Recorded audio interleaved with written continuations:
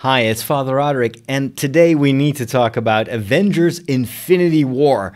I'm going to give you my entirely spoiler-free first reaction because this is a movie that I am certain I will watch again and perhaps again and again and again. It's that good.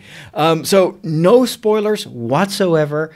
Don't worry about it. If you haven't seen it yet, go watch it because it's one of the best Marvel movies so far.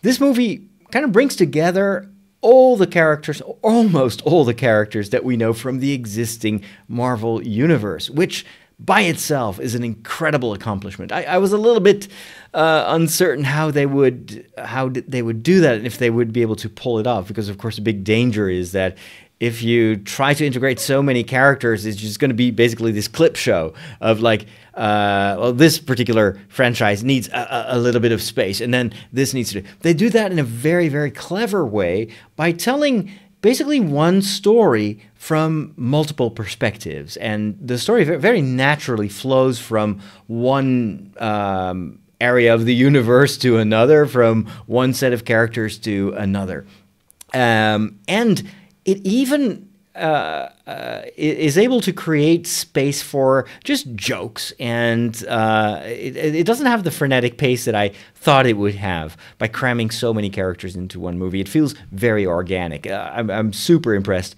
by how they did that. Well, the story is amazing. This is definitely what I like about Marvel is that they don't go the kind of the predictable route. They could just do generic, like the evil guy of the week and then the heroes of the week. Instead, they try to push themselves. They push the envelope. They've integrated various genres into the Marvel universe, and it's that eclectic mix of different narratives, different styles. Think of Thor Ragnarok and how much that differs from let's say the Hulk or something like that. Even that is something that they managed to integrate in this movie. And so you've got kind of the gravitas of the Black Panther universe. You've got the kind of the original classic superhero vibe of the original group of Avengers. And then you've got the quirky humor of Thor Ragnarok and Guardians of the Galaxy.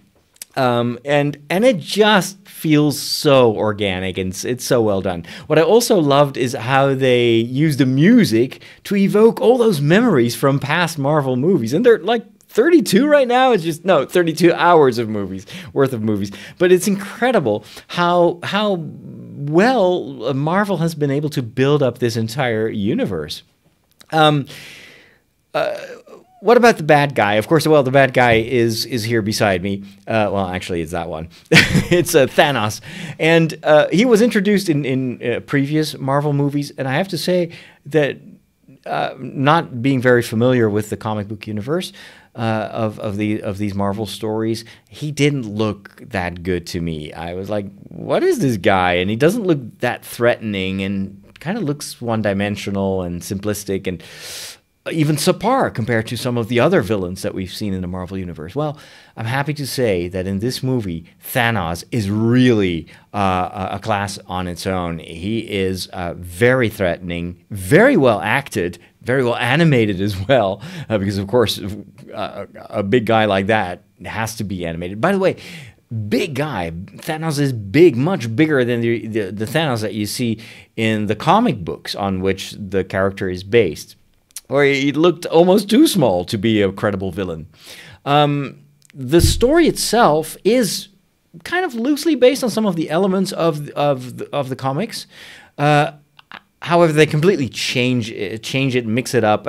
There are some clues, perhaps, as to what will happen next if you read the original comics. But the comics leave a lot of space for basically the way they go with these movies. So a very, very good villain. And the thing that I loved most about this movie are all the surprises and, dare I say, shocks. It's not just a surprise. There were moments where I was like, oh, I just couldn't believe what they did. And this is kind of what makes, I think, comics books so much fun. It's things you would never do in regular stories, you can do them in the comic book universe. Like basically anything is possible. People can die, people can come alive. The most incredible, strange mixes of characters and crossovers. Well, this movie does exactly that, and really brings the vibe of the comic book universe to the silver screen in a tremendous way. I love the humor. Even though the movie's very dramatic and shocking at times, there is also a lot of levity, and it's so much fun to see some of these characters that have never been together in a scene interact with each other, and it's like, worlds collide. I can't believe that guy is talking to that girl, and and it's so well written, and it feels very, very natural. So I think that's about all I can say about Avengers Infinity War. The final thing that I'm going to say is what I did not realize going into this movie was that this is actually part one of a two-part story.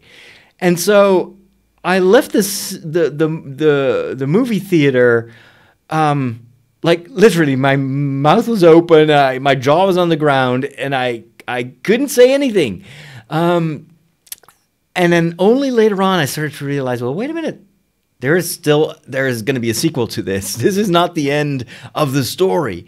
And I'm very glad it's not the end of the story. However, I don't think that Marvel has ever done something like this in their movie universe. And I applaud them for it. And it really, I think this is a very good wrap-up of all the previous movies. And at the same time, you feel that, well, this is in need of a sequel, and this is going to change in a certain way the entire universe, and thereby pave the way for many other movies in the future. Because this is a franchise that, at least for Marvel, for Disney, because Disney owns Marvel, is a gift that will keep on giving. The movie, in its initial release, shattered all records. It's incredible. This movie is on its way to be bigger than the biggest Star Wars movie. And of course, we'll have to see if it has legs in the next couple of weeks. But I wouldn't be surprised if this movie will get a lot of repeat viewers, and I will be one of them. I've only seen the movie in 2D. I'm planning on seeing it this week again, but then in 3D. But I have to say, I didn't really miss the 3D, but it's really good, so I'm definitely going to enjoy it in 3D as well. What did you think of the movie? No spoilers, please, but let me know in the comments. How would you rate this movie? Did it answer your prayers? Was this up to your expectations, or was it overhyped or underhyped? I'd love to hear what you thought. And then in a few weeks from now, we can probably talk spoilers once everyone has had the time to watch the movie for themselves. All right, I'm signing off. Thank you so much. The month of May is Star Wars month on Trideo.com. And every week we will be posting a mini documentary about the world of Star Wars and Star Wars fans. And that is made possible by our sponsors and by all the donations of our audience. And so if you want to help us create these programs, these videos, then go to patreon.com/Father Roderick. And here is something special that we're going to do from now on every month for our patrons. At the end of the month, they will get an entire documentary, a big documentary that will consist of the smaller documentaries, but it will be presented and it will be downloadable as one HD full documentary. And so that will give something of value back to all those of you that make it possible for me and for the team of Trideo to do this work. So thank you so much for your help. Go to Trideo.com if you want to support us as well. Take care, and God bless.